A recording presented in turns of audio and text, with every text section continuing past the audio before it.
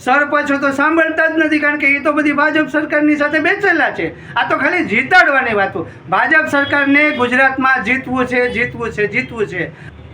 હું ગુજરાતના અમુક ગામડાની વાત નહીં કરું, હું તમામ ગામડાની વાત કરીશ કે આજ સુધી જે કે આપણા મોદી સાહેબ છે એ આખા ભારતમાં અને વિદેશમાં અને વિશ્વનો ડંકો વગાડવાની વાત, વિકાસ માટે જે વાત કરતા હોય, તો હું એક વાત પૂછવા માગું છું કે આવો આપણા ગુજરાતની અંદર મોદી સાહેબનું હું સન્માન કરું છું, એ મારા ગામના છે એટલે, પણ જે વિકાસની વાતો અને ડેવલપમેન્ટની વાત કરે છે, સ્માર્ટ સિટીની વાત કરે છે, દીવને સ્માર્ટ સિટી બનાવવા માટેની વાત કરે છે, પણ પહેલાં ગુજરાતના ગામડાની અંદર કે મારા ગામની અંદર, ઉના તાલુકાના ગામડાની અંદર, ગીર સોમનાથ જિલ્લાના ગામડાની અંદર ને તમામ ગુજરાતના ગામડાની અંદર હું એક જ સવાલ પૂછું છું કે તમે એકવાર આવી અને મુલાકાત લો, તમારા નેતાઓને મોકલો, તમારા ધારાસભ્યોને મોકલો, તમારા સાંસદોને મોકલો, તમારા સરપંચોને મોકલો. સરપંચો ક્યાં જાય છે? ગામમાં જ રહે છે.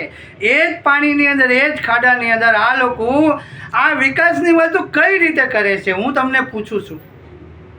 વિકાસ હું જેટલા વર્ષથી મોટો અને નાનો મોટો થયો છું મારા ગુજરાતના, મારા ગામની અંદર, એટલો હું મોદી સાહેબને ડાયરેક્ટ પૂછવા માગું છું કે તમે ખુદ જ આવી જાઓ અને મારા વિકાસને તમારા વિકાસની બંનેની આપણે અહીંયા મુલાકાત હરૂબરૂ કરીએ કે ભાઈ એક ગામડું તમે બતાવો કે ભાઈ ગામડામાં ગાળો ન હોય, રોડ સારા ન હોય, આ વસ્તુ તમે મને બતાવો અને હું તમારા નેતાને જ મોકલો મારી પાસે. હું તમને નથી કહેતો કે તમે આવો, પણ નેતાને તો મોકલી શકો છો ને, જેને જીતાડીને જનતા મોકલે છે, બેસાડે છે, સીટ ઉપર બેસાડે છે, બધું કરે છે. આના સરપંચો ક્યાં છે? ગામના સરપંચોને મોકલો. હું તો સાહેબ મોદી સાહેબનું સન્માન કરું છું, પણ મારે પૂછવું જરૂરી છે ને કે તમે ડેવલપમેન્ટ, આ ગુજરાત મોડલ આખા ભારતમાં ફેલાવી દીધું. તમે ખોટી વાતો કરો છો, આ ખોટી વાતો છે.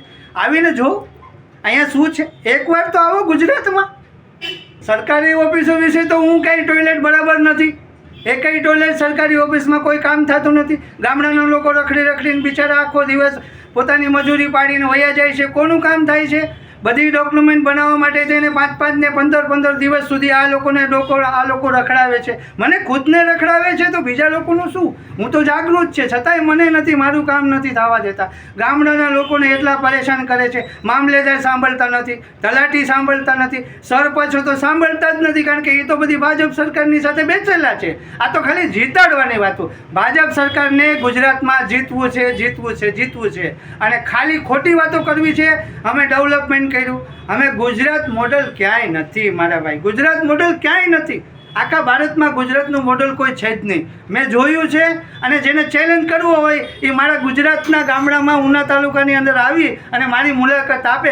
હું એમને મારી ગાડીમાં બેસાડીને બતાવવા જાઉં કે આ તમારા ભાજપ સરકારનો, આ તમારો ડંકો વગડે ને એ ડંકાનું આ પરિણામ હું બતાવું તમને.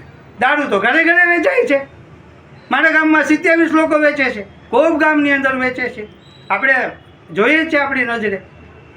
હવે વિષય એ છે કે આપણે તળ ગામથી લઈ અને શીખલી સુધીના જે રોડ રસ્તા છે, એમ તો કહીએ તો વાસોદથી લઈ અને કોબ સુધીના અને તળ સુધીના, તળથી લઈને શીખલી સુધીના જેટલા પણ રોડ રસ્તાની અંદર ખાડા અને સાઈડની અંદર જેટલું દબાણ થયેલું છે, અને આ વરસાદની અંદર એ ગંદકી અને એટલી બધી પરિસ્થિતિ ખરાબ છે. તો આ ગામના લોકો કે પછી ગામના સદસ્ય હોય, સરપંચ હોય કે પછી એના કોઈ પણ ભાજપ સરકારના અધિકારી હોય, આ લોકોએ આ વસ્તુ જોવામાં કેમ નથી આવતી? અને એટલી બધી ગંદકીનો લોકો સામનો કરે છે, એની અંદર જ ગાડીના ટાયરો ફાટી જાય છે, બ્લાસ્ટ થઈ જાય છે, એક કાંકરી પણ નાખવામાં આવતી નથી. એટલી બધી પરિસ્થિતિ છે, છતાંય પણ બધા લોકો એકદમ જોઈને સાનામુના બેસે છે. આને જોવાવાળું કોણ છે? પંચાયતના સદસ્યો કોણ છે? જિલ્લા પંચાયત સદસ્યો કોણ છે? આને કોઈ કહેવાવાળું નથી, આને ધ્યાને આવતું નથી. એ લોકો પણ એ જ ગામમાં રહે છે. આ લોકોને કેમ અવાજ કોઈની સંભળાતી નથી? લોકો ગામના બોલવા જાય છે તો બોલવા દેતા નથી. એના બીજા વિષયો ઉપર એ લોકોને દબાવીને રાખવામાં આવે છે. અમે રોજના એ રસ્તામાં આજે 32 વર્ષથી રખડી રહ્યા છે, આજ સુધી એમાં એક કાંકરી નાખવામાં નથી આવતી. ગામની અંદર કાંકરી નાખી જાય છે, તો એના લોકોના એરિયામાં કાંકરી નાખી જાય છે, બાકી એરિયામાં નાખતા નથી. રોડ રસ્તા બનાવે તો કાચા પાકા 12 મહિનામાં ને 8 મહિનામાં કાંકરી નીકળી પડે છે. આવા કાચા પાકા કામ કરીને આ તો કરતાય નથી. અહીંયા તળનો રોડ તો કમથી કમ મારી નજરમાં 32 વર્ષની અંદર 3 વાર 32 ફૂટનો પહોળો રોડ પાસ થયો છે, બિલ થયેલા છે, છતાં પણ બનાવવામાં આવતો નથી.